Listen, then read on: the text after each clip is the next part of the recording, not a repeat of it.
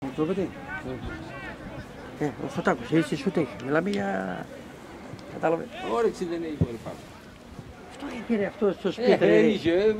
Πώς το είχε. Και ο Μάρκος έχει και πόσα θα αρχίσουν τα ξενύχια, θα αρχίσουν τις πύρες, θα αρχίσουν τα τσιγάρα, έτσι γίνεται. Έρχονταν η μάνα του στο σπίτι και μου έλεγε δεν κοιμάται για τον αγώνα αύριο, μου λέει, δεν κοιμάται για τον αγώνα. Πώς το έφυγε αυτή η όλη ιστορία του.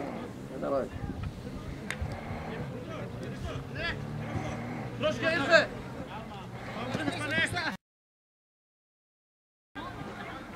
Το έξω.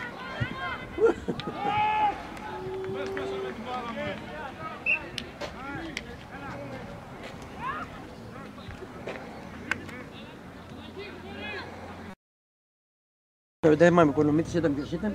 Οικονομίτης ήταν τότε. Δεν θυμάμαι. Και λέει τώρα βγαίνουμε για ζέσταμα, αλλά θα βγούμε λέει σαν ομάδα. Και βγαίνουμε εμείς και οι 11 όπως ήμασταν τιμένοι, ο ένας πίσω από τον άλλο. Καπ. Σαν στρατός, πώς να σου πω τώρα. Λοιπόν, εκείνη την ώρα λέει ο Τσούνης.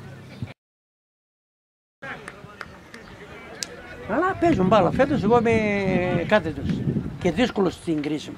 Φέτος παίζει η ομάδα μπάλα. Δεν ξέρω αντίπρος από πού να φυλαχτεί, από δεξιά, από αριστερά, από σεντριφόρ. Κατάλαβες. Η άμυνα πίσω στα πρώτα παιχνίδια που δεν πηγαίναμε καλά, μου έπαιζε με λίμπερο το Μωρικίδη. Το Σπυράκο. Όχι ρε το Σπυράκο. Πίσω είναι ο Μπέκεμπάουερ της ομάδας, ο Τσαλιαμάνης πίσω. Ο Μωρικίδης είναι εδώ στο κέντρο να τρέχει, μηχανάκι να πω. Και μέχρι να καταλάβω στο τήρες, και έχουμε χάσει στην αρχή που είχαμε χάσει κανένα.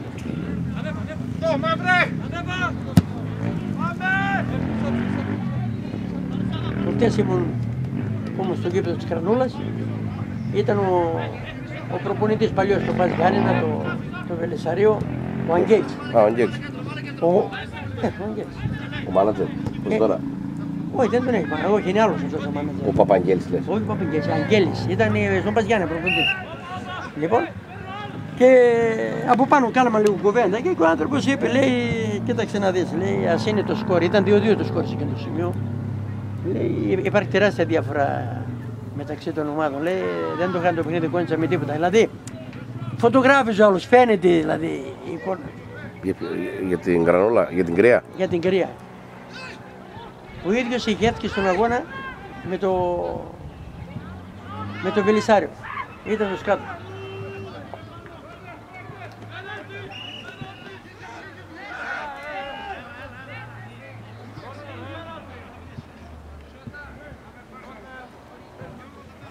Με το Βελισσάριο. Ναι, με το Βελισσάριο κάτω, ήταν εκεί. Ο Χρήστος ο Βαζάκας μου λέει, Ναι. ο γυμναστής και το Πας Γιάννηνα. Κάναμε κουβέντα και μου λέει, έμορα πάρουμε καμία ισοπαλία σήμερα, μου λέει, έχουμε καλή ομάδα κι εμείς.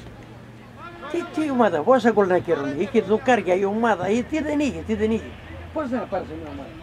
Εγώ προβληματιζόμουν φοβερά όταν έβλεπα ότι η ομάδα δεν έκανε ευκαιρίες. Από την ώρα που η ομάδα κάνει ευκαιρίες, έχει σούτ, έχει δοκάρια, θα πιάσει και ο τερματοφύλακας, έτσι. Έτσι. Αλλά είναι ομάδα που φέτος κεντάει η ομάδα. Εγώ φέτος είμαι καταενθουσιασμένος. Και σου λέω ότι στο πέραμα, αν δεν μας σφυρίξουν, ας πούμε, με πονηράδα και πούστηκα να πούμε, η ομάδα δεν χάνει τίποτα.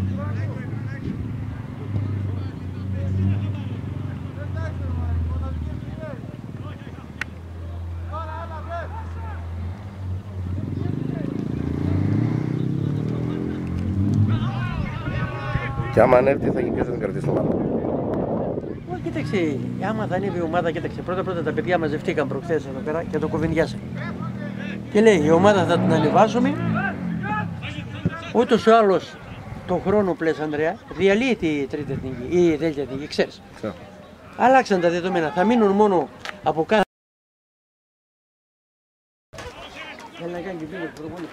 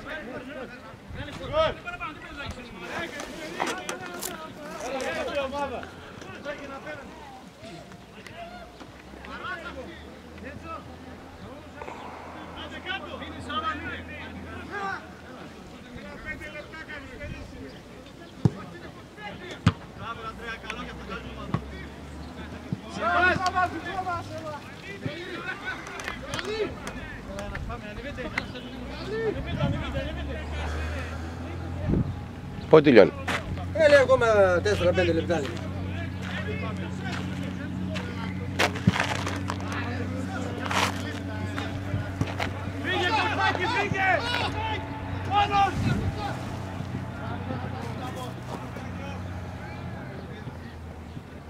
Ανδρέας, εγώ... Όχι, όχι.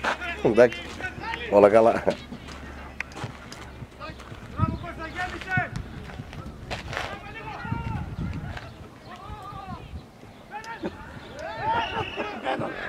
Το έδωσε. Πέναλτι, το έδωσε.